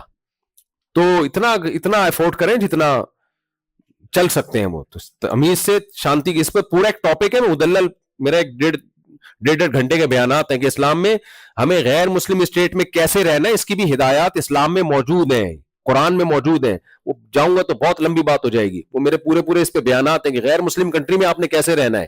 سمجھتے ہیں کہ نہیں سمجھتے؟